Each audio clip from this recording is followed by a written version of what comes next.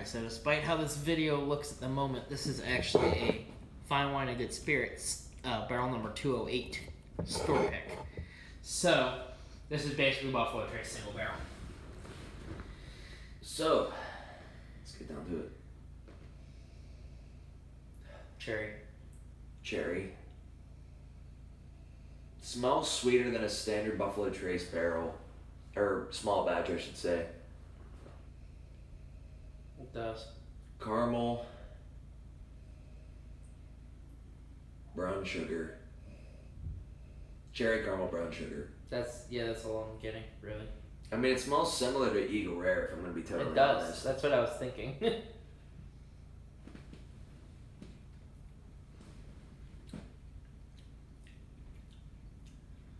little less sweet on the palate, but sweeter than a standard Buffalo Trace.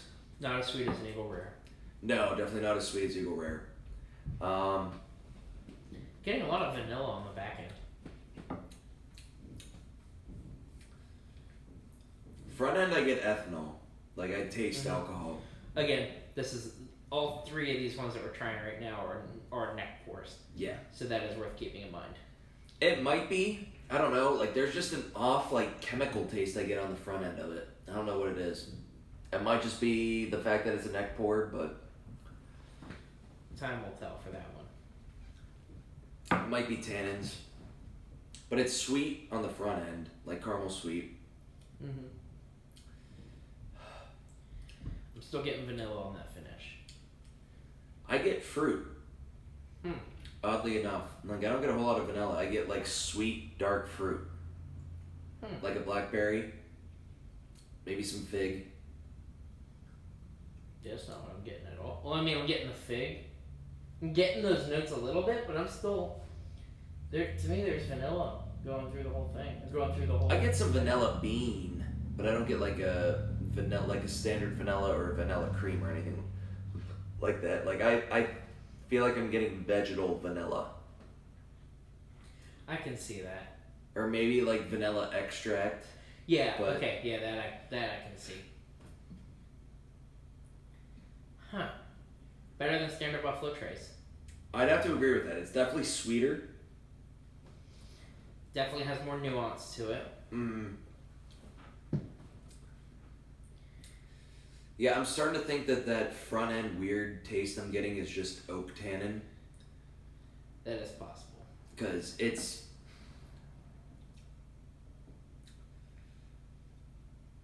I like it better than standard Buffalo Trace, but there's still something weird about it that I can't place on it. Because there's like pepper and tobacco in this for sure. Like, it's not as... It's sweet, but it's also not sweet, if that makes sense. Right. Like, there's like, once you go from like this initial sweetness, it immediately turns into like a unsweet tobacco, pepper, and then goes into that like vanilla extract flavor at the end with like dark fruit. Right. Again, it's 90 proof, so it's not a huge body. It's pretty thin. It's very drinkable.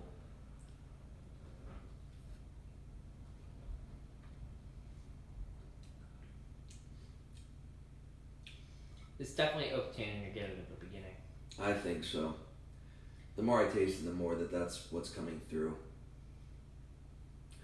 Because it's bitter, but it's not like a chocolate or a coffee bitter. It's straight up oak tannin bitter. Yeah. Which is funny because you don't get a lot more oak, I should say.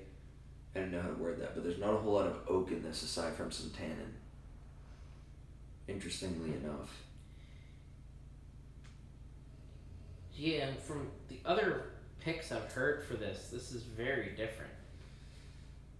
Oh yeah, no, the single barrels vary greatly, and like this is just a perfect like show of that, like that they just vary so much. It's not bad. I'm not unhappy with this. No, it's definitely good. It's just, it's very easy to sit here and analyze it whenever you know what standard Buffalo Trace is supposed to taste like. Right. Because I mean, they do a good job of keeping the bottles consistent in the small batch. Yeah. The single barrel though, it's... Yeah, I don't know how else to describe it. Yeah.